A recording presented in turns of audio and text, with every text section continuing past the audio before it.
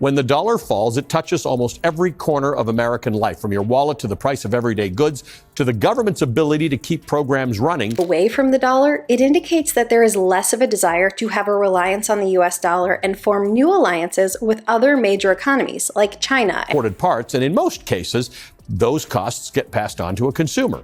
That means higher prices at the grocery store, at the gas pump, and for countless everyday products. Time where we're on the heels of dealing with stubborn inflation. But the lapse of this deal could continue to increase the inflationary pressures within our economy. What happens when Saudi Arabia raises oil prices, Egypt hikes the Suez Canal toll, and Qatar tweaks gas deals? All because of Trump's tariffs? The ripple could hit your wallet faster than gas prices at a summer road trip. The dollar could make it more expensive to import goods from other nations, further leading to an increased cost of goods. Stick around to see how the Middle East is flipping the script and making you pay for it. Before we move on, I'd like to ask you a small favor. If you appreciate this content, please take a second to like this video and subscribe to the channel. Over 98% of you watch the videos without subscribing. It costs you nothing, but it makes a huge difference to us. So, did you click the subscribe button? Great. Thank you so much. Now, back to the video. What if trying to save American jobs actually made life harder for Americans? That's the irony behind Trump's America First tariffs. The plan sounded simple enough. Slap fees on foreign goods and oil, and protect U.S. businesses. But Gulf countries didn't exactly take this lying down. Instead, they pulled out their financial playbooks, and guess what? They're a lot better at this game than Donnie Tariff King ever planned. The Gulf countries, led by oil powerhouses like Saudi Arabia and Qatar, didn't just shrug off Trump's aggressive moves. They fired back, and Americans are feeling the pain. Saudi Arabia increased its oil prices for U.S. importers while selling barrels at discounted rates to their new favorite customers, China and India. Qatar, meanwhile, looked at Trump's tariffs, laughed, and reworked its LNG, liquefied natural gas deals. Imagine paying more to heat your home just because Qatar no longer feels like offering the U.S. a fair price.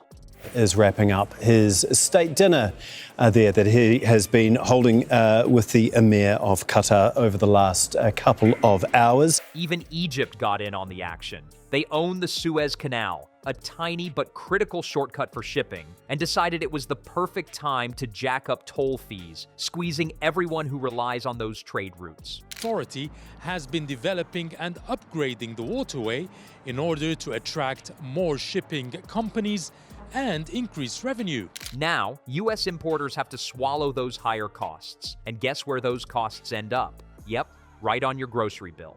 If you're wondering just how much this bite hurts, let's talk about numbers. The price of Brent crude oil, one of the key global benchmarks, jumped nearly $6 a barrel this year alone.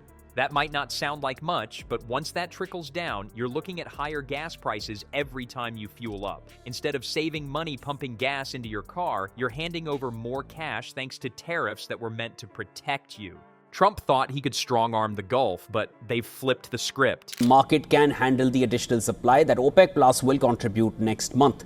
The kingdom has hiked prices for its primary crude grade. When the dollar falls, it touches almost every corner of American life, from your wallet to the price of everyday goods to the government's ability to keep programs running. These nations are playing an economic chess match while the U.S. is stuck trying to fix a broken checkers board. And trust me, the consequences are just warming up. When the Gulf looks to new trading partners, things get even messier for all of us. What happens when Gulf nations decide the United States isn't worth their time anymore? Spoiler, it's not just about oil, it's about reshaping economic power. Trump's tariffs might have thought they were America first, but all they've done is push these countries right into China's waiting arms. Away from the dollar, it indicates that there is less of a desire to have a reliance on the US dollar and form new alliances with other major economies like China. And trust me, they're not passing notes. They're rewriting the rules. Take Saudi Arabia, for instance. They're considering ditching the dollar for oil sales and pricing in yuan instead. Significant development means that Saudi Arabia will no longer exclusively sell oil in the US dollar. Loss of faith fueled by ballooning debt, by political dysfunction, and by economic uncertainty driven by President Trump's aggressive, unpredictable, and illogical tariff.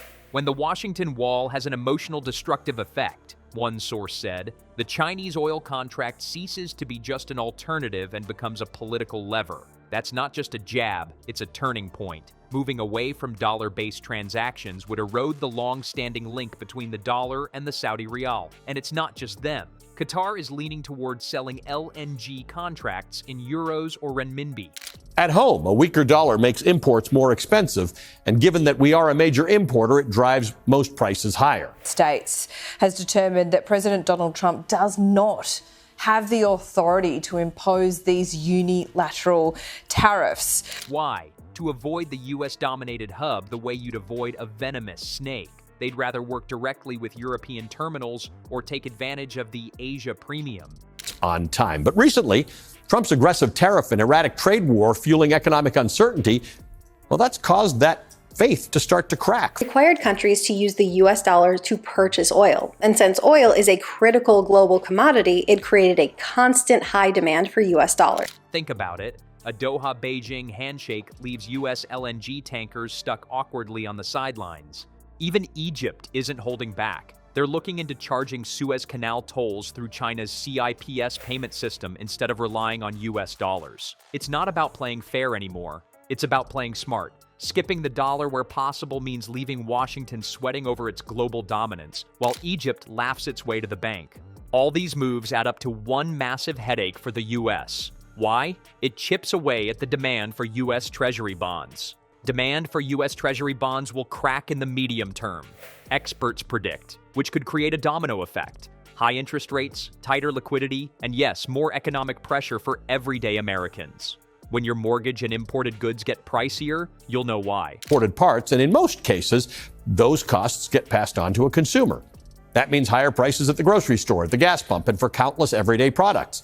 With a lesser need for the US dollars, other nations will have less of an incentive to store as many of those US dollars, and thus less money will be pumped back into our nation. So Gulf nations aren't small players anymore. If Trump thought tariffs were checkmate, the Gulf just flipped the board. And with the East open for business, this power shift may be the beginning of a whole new game. Trump's tariffs were meant to protect America, but instead they turned global trade into a game of economic chess. Time where we're on the heels of dealing with stubborn inflation. But the lapse of this deal could continue to increase the inflationary pressures within our economy. This approach that the president and his administration is taking shows just how quickly some of this tariff policy can get out of hand. And the Gulf nations are making all the bold moves. While the U.S. clings to its old strategies, Gulf countries are seizing the chance to rewrite the rules. A crisis is the other side of a repriced opportunity, and they're using this moment to strengthen their ties with China, explore alternative currencies, and diversify their economies. Will America adapt, or will the dollar's dominance start to turn gray?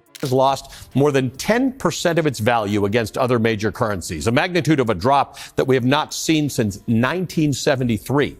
The ripple effects are only beginning. Remember, what happens in the Gulf never stays there.